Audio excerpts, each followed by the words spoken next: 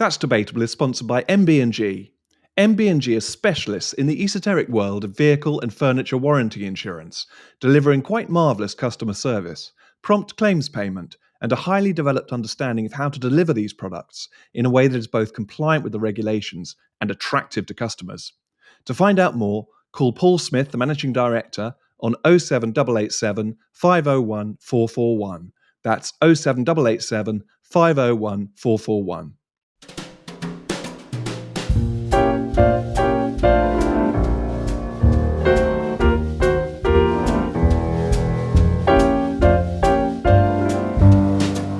Hello and welcome to That's Debatable, the weekly news podcast of the Free Speech Union. And we have another string of really quite interesting free speech items this week, which I think will link together, Jan. We were chatting away, weren't we, before we clicked on record. And I think they have a thread running through them. We may find the thread running through them as we talk about them, but we shall see. That's what I become coherent as the podcast goes on. Exactly. We'll finally work out what our agenda is. We're going to kick off with some good news, which is this week was reported it was a press release from the Financial Conduct Authority, and also it was a joint release with the Prudential Regulation Authority. They're the two main financial regulators in the United Kingdom. And they have sent out in this joint statement, what they've said is that back in 2023, they were consulting together on some proposed rules and expectations which were aimed at improving diversity and inclusion in their regulated firms. They've had a broad range of feedback, and they have decided at this stage to put those plans on pause. So those plans will not be taken any further, which is actually good news, Jan. It's really interesting, this, isn't it? Because we've done similar responses to consultations. We did it with the Bar Standards Board, which I think we spoke about. And so I'm interested because you drafted these two responses to the consultations, which seem to have been played a part anyway in kiboshing, temporarily kiboshing, perhaps the plans to take the kind of assumption that they will take these kind of things forwards. So I wondered actually why, if you could explain to us why you think that for the Free Speech Union, this is a priority area actually where we will, put our time into getting involved in these kinds of consultations. What is it about DEI, diversity, equity, inclusion, diversity and inclusion? What is it about those phenomena that mean that you want to spend time sort of trying to pick apart the arguments for them and put arguments against? Because I think a lot of the time this has become a political football. We kind of think we know where we stand on DEI, and it's just become a kind of boo word, a boo phenomenon. But why is it? What's the substance of our objection to them? And I think the best first response to that excellent question, Jan, is first of all to say what it is not that we're objecting to. So critically, we are not objecting to the underlying issues that come into play under diversity and inclusion and equity or equality. And it's so easy for us to fall into the trap of thinking that we are, because so often the issues we're talking about are from a particular side, whether it's the gender issue, whether it's sexuality, whether it's a race issue. We're actually not taking a view on those things as the Free Speech Union. Our concern with these, and to be fair, just to build on that, sometimes our own members, I think, when they're in the fight, often forget that and say, "Oh, well, you guys at the Free Speech Union, you must also agree that ... And whether it's something to do with the way that the transgender issue is working through society, or if it's something to do with the way that sexuality is working its way through society. And the answer to that is no, we're non-partisan. We don't actually hold a specific view on these underlying issues. Our concern is the sense of compulsion that comes with the way they are presented within the workplace in particular. The compulsion to think things in a certain way, the compulsion to say things in a certain way, and ultimately the compulsion to express these sets of ideas for oneself, for personally, and in fact, not being allowed to say things that are the opposite or different to these ideas. So, this is what we mean then by the politicization of the workplace, that ideas that are inherently contentious are considered to be holy writ. And if you disagree with them, then you get into trouble at work in particular. And since the new government's come in, we've also seen that some of these issues, you get a police officer knocking at your door. So it's the state comes into play as well. So I think that's the first thing I would say is what it is not. We are not saying anything about any of these issues. We are not taking a view. What we are saying is everyone has the right to take a different view. Everyone has a right to express their view. So, what did we say when we went back to answer these consultations? We said a bunch of things. First of all, these definitions underlying diversity, equity, and inclusion, they are changing all the time. We always talk about the morphing of equality into equity, but it isn't just that. It is that things about sex and sexuality, for example, all sorts of new ideas are sort of sprouting forth, new definitions, new concepts. And in such a rapidly changing world, it's an utter disaster to have that sense of compulsion, certainly in the workplace, of saying you all need to think this and you all need to believe that. And I think some of the evidence we have for that at the Free Speech Union is that it's 1 in 20 of our more than 3,500 cases now are to do in some way with equity, diversity, inclusion, including within that training courses. So that's one thing. It's moving so fast. Another point that we see is that these employers are often working with quite activist organizations, and actually their most activist employees who hold the strongest views on these things tend to be in the forefront of the training, of the rolling out of these ideas across workplaces. And so you get this very one-sided reality comes from that as well, in a context of very rapidly changing definitions. And interestingly, something I always tend to put in our responses to consultations, which, as we've said before, are the great opportunity to make a difference, is that the organization often says we're trying to eliminate or minimize groupthink, but actually it does the opposite. It embeds groupthink. You all need to think the same thing. You all need to say the same thing. You all need to be walking in lockstep on all of these issues. So we very firmly believe that the way in which this is manifesting itself, and maybe if we rolled the clock back 10 years, the way it was manifesting itself was okay. It was about inclusion of marginalized groups, and there are elements that probably still are in some workplaces, absolutely. But what's happened is that it's evolved so far away from that now in too many workplaces that we're constantly on the watch now for these new initiatives and for the fact that they're likely to lead to a suppression and self-censorship in the workplace, and not just the direct employer, but as in this case, the Financial Conduct Authority, the Prudential Regulation, the regulator comes in and effectively puts their imprimatur on these ideas and the way that they're being rolled out. So, does that start to answer the question, Jan, for you, and hopefully for our Yeah, listeners? that's really. I think that's really helpful, and I know that. I mean, as individuals within the FSU, we've all got very strong views, and we often argue about things. Regularly. But also, I'm sure people will sniff out what our views are, even when we're trying to be very neutral about them or non-partisan. But nevertheless, when it comes to making FSU judgments about issues, then I think I'm pretty confident that we are very good actually at being non-partisan.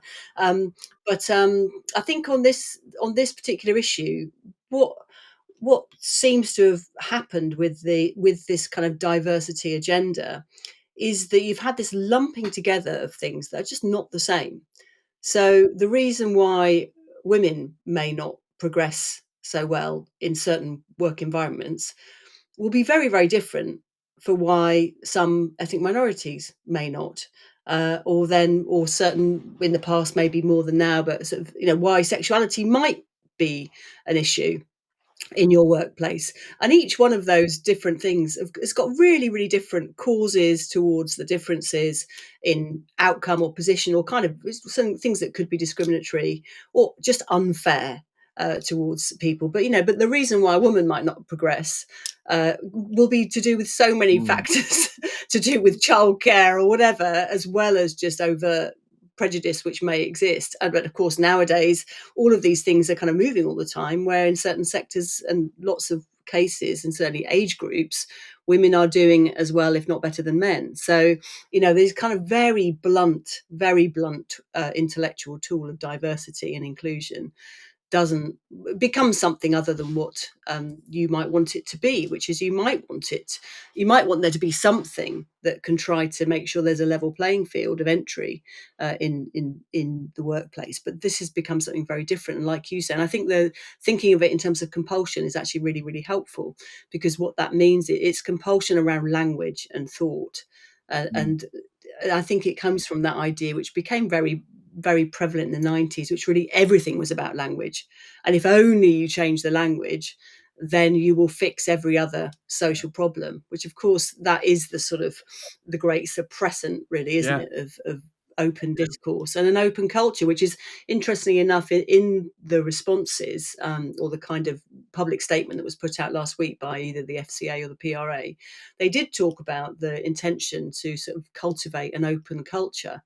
But you think if people actually started to really take that seriously, that would be really great, because that would, finding ways for people to have conversations about things which affect an organisation, and maybe putting to one side the things that really don't, that really got no relevance to your workplace whatsoever, would be a much more helpful move. No doubt, open culture could then become something that a bullshit kind of agency sets itself up to become the experts in, and then before you know it, it becomes the equivalent of DEI. But for now, it might be quite a useful term to take forward. Well, there is always drift, isn't there, in organisations? We worry about it ourselves within the Free Speech Union, and actually, I think that is the one area where we are at risk. As you said, I think people can often sniff out where we stand on issues. But, let's take as an example the large proportion of our cases that relate to being able to express gender critical views, being able to say that sex is an immutable characteristic. So many of our cases are people coming to us saying they got into trouble just for saying that. And yet, we as an organisation, we don't want to drift into this view of holding that as our own organisational view, in the sense that, well, there may be people who in the future get into trouble for saying that sex is not immutable, and they should be allowed to say that if that's what they believe. So it is often quite difficult to boggle our own minds around this, to noodle around this. I'll come clean. I think I'm always going to believe that sex is a biological reality, but that doesn't mean I wouldn't actually fight for someone who is getting into trouble for saying the opposite. I'm lucky enough to have a bit of a foot in both camps, so I certainly come across a lot of people who are transgender who are very dear to me. And so that, I think, keeps me hopeful, helps me to navigate that as well, and not fall too far into this trap of actually becoming an issue-based approach to free expression rather than a sort of principles-based approach to free expression. So it's a big topic, actually. This sort of all this constant pressure to drift in a particular direction. Yeah, and I think it's the thing about free speech is when you're defending it, you are in the trenches in a way with people, because I'm going to use another metaphor now. You're at the coalface of social conflicts and where power lies, and the power to silence people who is doing that at any particular time will show you what the dominant view is. And so, in trying to protect those people who are being critical of the new dominant view, it can look like that you're doing that because you're siding with the new minority or the unfashionable view. But in fact, it's because you're pointing out and you're kicking into gear when there's been a speech suppression, and the powerful use speech suppression as a way of maintaining power, and that's what everybody's always said about the importance of free speech. So it just so happens at the moment, I think, that people don't recognize the power that exists in organizations when they take on a kind of new groupthink. It can look like it's about sort of giving voice to transgressive voices or minority voices or vulnerable voices. And I think some people do take that at face value, but actually what we know is that that can often have a very immediate effect on other people who disagree. And that's the sort of, it's in that process of getting stuck in that you kind of reveal how the power is working its way through at any particular point I in can time. already see the thread for this episode starting to emerge, Jan, as we've discussed the sort of nature of the Free Speech Union and the way in which we navigate these principles of free speech. I think our last item, we're going to come back to that. So hopefully that's going to stop anyone from switching off at any point over the next few minutes.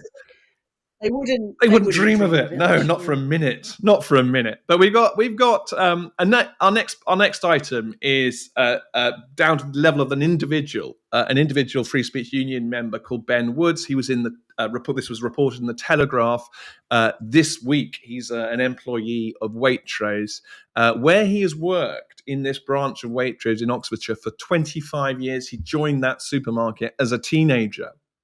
But what Waitrose has done, it's in the Henley branch, is they've accused Ben of misconduct over a dossier of more than 30 social media posts and has suspended him. Now, what's really interesting is that a lot of those posts seem really to be a position of taking right of center political view. So one of them is a Matt cartoon, which I think we were talking about before we switched on the microphone. The Matt cartoon in the Telegraph seems to be a sniff test for a lot of these employers with their social media policies for being beyond the pale. I mean, it's very odd. It's very strange. I love Matt cartoons. I think I've said this on many occasions. They are the ones that truly make me laugh pretty much every day. But one Matt cartoon was enough to get into the dossier. And another one was that Ben questioned on social media a book entitled In My Daddy's Belly, the story of a transgender dad giving birth. And he said that was spreading misinformation. That book was spreading misinformation. That got into the dossier. And so they were all deemed, this ghastly word, Jan, problematic or problematical, which is just used as a way of it's always a threatening way of describing a set of views or a set of opinions nowadays. And a third one that I'm just mentioned was a post that was joking that a horse standing next to an obese woman should run away as fast as you can, old boy. That was what the post was joking about. And another one was a poll asking whether the UK should close its borders, and that received more than 4,000 votes. So, taking a political view on a bunch of things, albeit probably minority views on several of those, or maybe not, actually, maybe not, but certainly not the right-on views that should be signed up to, it seems, in the workplace, in the British workplace nowadays. So that is the case of Ben. And I don't know what your thoughts are on this, Jan, and how this made you feel as you were reading it and came across it in the press this week. Yeah, I mean, I think it's kind of interesting because he was expressing views on quite a lot of different issues. So the Matt cartoon that he shared, that apparently is in the dossier, was not about immigration or the burqa, which is the case in Sabah Porsaidi, another one of our cases, for whom a Matt cartoon was part of the evidence against him. That was one of taking the mickey out of the burqa. This one was something about hundreds of gender identities. That was the kind of the nub of the gag. And so but other posts by Ben were about immigration, and it's sort of there's clearly something going on where people's views are being used to kind of put them in a bucket, a bucket of deplorables, if you like, in some ways, to quote Hillary Clinton, and that it's interesting that you used that term or cited that term problematic, because that's what this is going on. It's a sort of, rather than saying these views are wrong, the kind of, I know from academia, you say they're Mm. problematic and probably use scare quotes, and it's a way of, you don't. It looks like you're not saying they're wrong. You're just suggesting that you understand the problem with them, but other people may not. But therefore, we'll just put them to one side in this kind of stigmatized area of, tainted views, which we shouldn't really ever go near, let alone engage or discuss. And so, I think this is what's going on in these cases. And then you can see what happens is you get this kind of tick box approach where, in a very precautionary culture, um, apparatchiks will just say, "Oh well, this person clearly, because he said this on this issue, that clearly marks them out as a problematic person." Which, that's old school authoritarianism, and it means that nobody's ever actually discussed with Ben his views. I mean, why would you in a workplace? His expertise is wine. It's But then there's the question of, where does your personal and your political views and your political life, where does that leach into your work life? And if there's no evidence that it's affecting your work life, or that you're being discriminatory in the way you're treating customers or colleagues or anything like that, why would your views expressed elsewhere, completely outside of work, why would that be relevant? And you can see how then you have different tiers of Mm. freedom that people have to express their views. So if you're a newspaper columnist, or Jeremy Clarkson or somebody like that, you are free to express your views, and that's part of your job, and you'll be paid handsomely for it, and to be provocative and problematic, and that's part of your identity. But if you're somebody who works in a supermarket, you're told that you can't hold certain opinions, or at least maybe you can hold them, but you can't express them. And so, where do people express their views? You might say, oh well, it's not very sensible or wise to express them on social media. But in a time when people aren't really part of political parties and there isn't really much civic life, then where do we express those views? And I suspect that if Ben said these views in a workplace outing, they would also be treated as being problematic. Or if he fell into conversation with a customer and the customer was agreeing with him, that might be, and somebody overheard. So all of these boundaries are all very And of course, it blurry, does aren't they? relate to our first item as well, where we were talking about equity, diversity, inclusion. It's this sense of an organization having values, and those values are the not problematic values. They are the sort of the particular view on immigration, or the particular view on the gender issue. And it does seem that anyone who can come in and accuse someone on social media of being on the right of politics gets listened to by these organizations with these new values, and gets put into that bucket. As you said, it's a very loaded word, problematic, an extraordinarily loaded word. We could have a whole podcast on that. We could write a whole book on that word. And they get investigated by their place of work. Whereas if you actually went in and said, "Oh, I'm really worried about one of your employees, they've been expressing left-wing views on social media," that sounds absurd. And I mean, and obviously, let's put aside incitement to violence or any of the normal sort of exceptions that we talk about. But if you went to say, "Oh, they're expressing," I think they're a Labour supporter. That would be crazy. So seem to be in a moment where if you're able to say that someone has a hint of being on the right, being right wing, then that is enough for these new values to kick in and challenge that person. Or is that not fair, Jan? I think that's true of the current Yeah. moment, but there's no reason to suppose that things will stay Yeah. that way. Yeah. So that's why it's really important that we establish now where the boundaries should be between your private life, your public existence as a non-employee, and your existence as an employee. So we need to reassert those boundaries between those different domains of life. if we're going to maintain individual freedom and make it possible for people to be part of the world in a fully rounded sense, because your working life is only part of what you do. And so It's all of what I that's do, really Jan. important, because I don't think that's true. You have a very fulsome Doing data hinterland. Um, everywhere I go. your swimming, your There Bach you go. fandom. So I think, but I think we're living in unstable times, and everybody's aware that things are shifting really quite fast. And I don't think that many corporations are going to shift to a radical anti-woke position, but nevertheless, they're going to become very wary of woke. And in the risk is that in the kind of what they then do is just become incredibly cautious about any opinion. And I think that could well become the case, where you get this kind of retreat from anything that looks like it could cause problems for the organization. And so the only kind of insulation for us as individuals against that, the kind of swing that's probably going to happen, is to have the boundaries really clearly in place about where our speech rights Yeah. exist. When we need to keep our mouths shut, because sometimes we do, and where we should be able to open our mouths and speak freely. And the two domains or three domains need to be clarified and kept separate.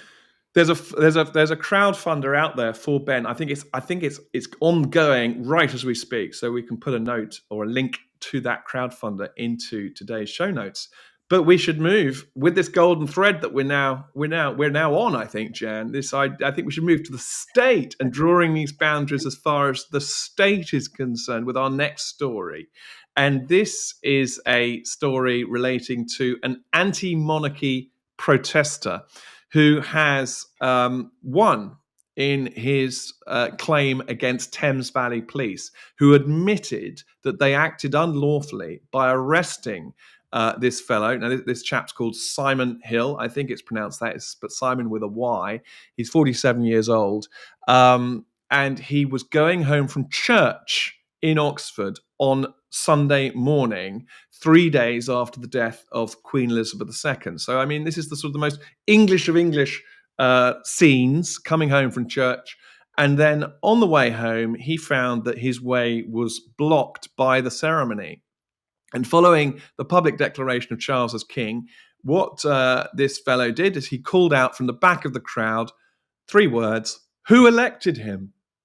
Now, I would say, and I hope you would say, Jan, there's a perfectly reasonable protest, verbal protest to make, albeit at a time of heightened sensitivities around the monarchy and all that stuff. But what happened is that the police really kicked into gear.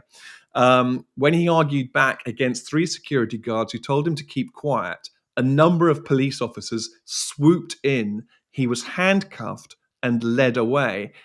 He was detained under the Public Order Act 1986, which criminalizes threatening or abusive words or disorderly behavior likely to cause harassment, alarm, or distress. But obviously, given that Mr. Hill's actions weren't threatening, they weren't abusive, they weren't disorderly, the CPS, the Crown Prosecution Service, has eventually dropped the charge, did eventually drop the charge. And then what happened is that Symon Hill pursued legal action for wrongful arrest and finally won his case, together with £2,500 in compensation. He's a trainee Baptist minister, Jan. And he said he'd been, not unsurprisingly, he said he had been surprised by the entire affair and the length of time it had taken the police to admit their mistake. So here we've got a situation where the boundaries of free expression really were crushing in on a person, on that really, I mean, most English have seen coming home from church on a Sunday morning and shouting out 3 words: "Who elected him?" I mean, I cannot understand what the police officers were thinking. There's absolutely nothing threatening about that. Whatever you think about the monarchy, I want to live in a country where you can do that. It's kind of obvious. So this story is good. It's good news in that he was vindicated, but it's also really scary as well, I think. Even though that was just after the death of Queen Elizabeth II, it really does feel scary that happened. Yeah, it's when you read it, it's like a sort of fairly timeless story, Yes. really, isn't it? I mean, the consequences would have been different in different historical periods, but it's that idea of the Englishman saying, "Who Yeah. elected him?" from the back of a crowd. It's like the sort of Emperor's New Clothes kind of the boy in the story, Or even the um, House of and Commons. It's sort of the thing that any and every MP would shout out. Who to the King coming to speak to the House of Lords? Who elected you? That's the whole point of the House of yeah. Commons. Yes, because this wasn't related to the Queen's death. This was about the accession Yes. of King Charles. This is what this gathering was about. So, at the perfect time to ask that question, I would say. And I think it is really interesting because what the police are showing is they've got no faith in the other people in the crowd saying, "Pipe down, mate. This isn't the time," or entering into a dialogue or a conversation with him. I mean, why not? Why not? Of all the times and places, to actually say, well, I'm a monarchist. I think that blah blah. Why not Great have that discussion. conversation there and then in a public space? What a brilliant exercise in our kind of democratic rights. But instead, the police took it upon themselves to protect others in the crowd from threatening or abusive words or disorderly behaviour likely to cause harassment, alarm, or distress. um, and took him out of the situation. It's obviously a massive overreaction by the police. Actually, what he did was, I think, perfectly legitimate. He wasn't, as you say, wasn't being abusive or anything like that. And hopefully, lots of other people would have actually backed him up. I don't know what happened. I mean, that's the problem, isn't it? When people come to accept that you mustn't have any disagreement in public spaces, they may well think the police should act and that they stand back and stay silent rather than saying, "I don't agree with you, mate." But then also might well sort of, they won't object to what the police are doing. Whereas I would have hoped that some in the crowd were saying, "Come, what are you doing? Why are you taking him away? We don't mind what he said." That's what you want, is a public that is prepared to tolerate disagreement within itself. And I think there's a lot of examples at the moment of the police getting into a right old Real mess pickle. because they're trying to wade into it, because they're trying to wade into complex political arguments with multiple players and opinions, and they're trying to work out where they should act. And I think they're getting a right old Well, I mean, pickle and I think about it, with serious this is the most consequences. English debate you can have. Anyone with a sense of Mm, history, a sense of what was the English Civil War all about in the 1600s? Why did we knock off the head of Charles I? Why did we bring back Charles II? Why did we? All of what happened, all of the blood that was spilt over that period of time, and the reason our institutions ended up being where they are. Black Rod has to knock 3 times onto the door of the House of Commons because the king is not welcome in the House of Commons. Royalty has no voice in the House of Commons. It's for the commoners. And why is the House of Commons where most of the power is? It's for all of these reasons. So it's the most English of English debates as to where power resides. Does it reside in the crown or does it reside with the people? And what does that mean? And in that context, as I say, someone who's, I mean, there can't be any sense of harassment or, breaching that threshold of that Public Order Act. But this is someone coming back from church, for goodness sake, and just mm, mm. stumbling across this procession. So it is so absurd, but it is so frightening. I mean, you make exactly the right point about the police. We find it again and again that the police don't seem to understand free expression. They're taught so much about EDI, they're trained so much on equity, diversity, inclusion, and they're trained so little on free expression, Article 10, and all of the other ways in which our free expression should be protected. So, yeah, I certainly feel pretty strongly about this one. This is fantastic news. Eventually, it's a good news story in the end, but ultimately the underlying current is very worrying. Yeah, Yeah. good for him. Um, Last item popped up over the weekend, Jan, and is a little bit of a continuation of something we discussed when Donald Trump became president. We had an episode of the podcast entitled Two Cheers for Donald Trump, because we were concerned that while there was lots of positive things that were going to come in by virtue of Trump's election in the US to do with free expression, we were slightly concerned about some of the things he'd said about outlets, press outlets. And over the weekend, we discovered that actually Trump has now silenced the biggest US global broadcaster because of a claim from the Trump camp that they were pushing out radical propaganda. And what's happened is that all full-time staff at the US's biggest international broadcaster, they've been placed on leave. And it's called the Voice of America. It has 1,300 employees. And essentially, the overarching agency, which is called the US Agency for Global Media, which is the parent of Voice of America, was gutted via an executive order on the Friday that's just gone. Staff have been blocked from accessing the broadcaster's offices in Washington, D.C. Freelancers and reporters, journalists worldwide have had to stop working. There's no way to pay them. And nearly the whole staff of journalists, producers, assistants have been suspended, crippling a broadcaster that operates in almost 50 languages. So this is unsurprisingly being met with a variety of responses. The interesting thing is it's not just in America, but there's Radio Free Europe, Radio Liberty, which was set up during the Cold War, receives some grants from US AGM, that's the parent agency, and those grants have been terminated.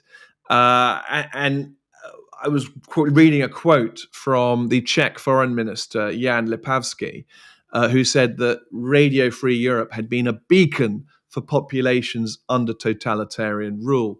So that the fact that these grants have been terminated now that US AGM has been gutted has had immediate impact, really, on some very, very important media outlets. So, Jan, we talk about free expression, we talk about the importance of it, and this is concerning that the sudden, with no notice, shutting down of a very significant media outlet is concerning, isn't it? Yeah, I mean, I think a lot of people will agree with Trump. People who see themselves as pro-free speech, because what they'll have become convinced of is that these kind of institutions that once shored up Mm. Western countries have turned against them. And nevertheless, Western countries are funding them. And so I think it is quite complicated in some ways. And it's the same way in which lots of people are lobbying now for the BBC to be defunded, in effect, and that's people from both sides of various debates, in particular the Middle East conflict. Both sides think the BBC is biased against them, and so there's this lack of trust and faith in institutions, media institutions, and I think the problem where we're at the moment is that it's very possible that Trump and co can be so sort of energized by the anti-woke mission that they trample over important democratic rights in the name of doing that. And I think we do need to be really watchful for that, because once they've done that, the next stage is going to have to be us clawing them back again. And I think we have to really not be naive by sort of those people that are relieved to hear that Trump is anti-DEI and that kind of thing. It's a difficult one to try and work your way through, and I think in some ways free speech can be quite a useful anchor point by which you can judge these things, because at least that's stable. And trying to it can be very complicated trying to work out where the free speech lines are in some of these issues. But there's this. I think there is a risk with Trump, and we saw it in with Vance as well, whose praises I'd been singing only a few weeks A before, week or maybe even before, a week yeah. before, and then watching the Zelensky press conference and that kind of just really horrible sort of humiliation of Zelensky. I know not everybody would agree with me on that, but it was a pretty unpleasant watch, and clearly a performance of some kind was going on there. But there's a danger, I think, that we're too ready to take pleasure in destruction without worrying about what's going to be created. because at the moment I think it could be that there's just a kind of destructive force to Which Trump reminds me of what Roger Scruton without said. He said it's easy to destroy good things, but difficult to build good things. I really think your analogy of the BBC is spot on, Jan. The defund the BBC group. I think a huge number of supporters of it, including myself. I think the current model doesn't work with the license fee and effectively a tax. But I think there's a really important factor in this, which is that it's the speed at which it happens with no option of evolving into something different. So the BBC and the way in which you would look to change that, you could change the model over time. You could say, right, over the next 12 months, we're going to move to a new model so that you are working in the private sector or whatever it may be, and you're going to have some time to do that, to work through what that means for your people and work through what that means for your output and your programming. And we're going to plan it. We're going to partner with you to make this work so that what's best of the BBC will stay. That would be great, but just overnight to shut it down. And of course, the other point I would make as well is, so there's the time, but also there's the sort of soft power element, so that even if you were to try and say, okay, this is disinformation and misinformation that's being pumped out by this state broadcaster, the reality is that whatever you do as the government, you have this soft power, you have this persuasion that is very pernicious potentially. Even when you're the goody, for want of a better phrase, you have this soft power, which means that the other side, the other voice, is weaker and is often crushed. And I think that's another element in all of this. And we know it can change rapidly because it's changed very rapidly in the States. And then you do think, well, how is this soft power now working out with the new people who are the weakest people in the room, so that their voices are being crushed? And actually, those are the people we need to say, no, I may not agree with you, but you need to be able to speak. You need to be able to oppose. So there's sort of two elements that jumped out at me on that, Jan. Sorry, I interrupted you. You were in the middle of a thought, I think. Probably not. No, I mean, I think this runs through quite a lot of different issues, doesn't it, as well, which is when institutions that we did trust to accord to important standards, whether that's journalistic standards or academic standards, when they fail to work to those and they sort of rewrite their own standards to quite a large extent, but not totally. So in academia, for example, you may well have large areas of it, that we've discussed this many times, which are no longer operating to academic standards or even understanding what the point of the academy is. Nevertheless, there is nowhere other than the academy, and there are still people there and areas of the academy that is still doing work. So a slash and burn approach is going to be only destructive, and somehow we need to rediscover the purpose of these institutions. And I think the same goes for media organisations like something like the BBC, where even in 1 week, where on the one hand there was the Gaza documentary, which had really shocking slippage in journalistic standards and in editorial standards and in high up oversight, really shocking. On the other hand, they had a 3-part series on the Middle East conflict, which was excellent. And it was and it was literally 5 days apart. They were published, and I watched both of them, and watched the 3-parter, which hour long each. It was old Yeah. school journalism, old school kind of current affairs reporting, and really well informed. Interviews with every leader from all sides in that conflict, including American presidents and Blair and everybody. And I'm sure people would say, oh, either side will say, oh, it's biased. But nevertheless, it did feel at least that there was a standard and a quality to it. So the BBC is still capable of doing some of this stuff. And if it's not them, I don't know who else is, because I haven't seen it on any other channel, something of that quality.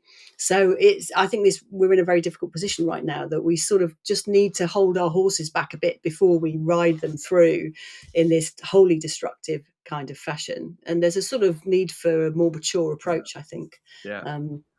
Which is, it's very tempting to cheer on that which we agree with. But then you kind of see, well, we don't control Trump. We don't there's no reason to think he agrees with us on very many things other than this, for example. But anyway, it's like, this is the time we're in.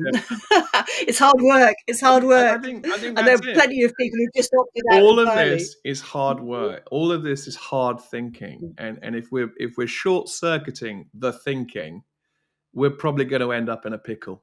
It might be right for today, but it's not the longer term solution to any of this. The hard thinking needs to happen. We need our modern thinkers, philosophers, to be on the front line, really helping us to understand our times. It's one of the hardest things to do. I mean, not wanting to get too biblical about it, but understanding the times in which you live, one of the hardest things it is, to do.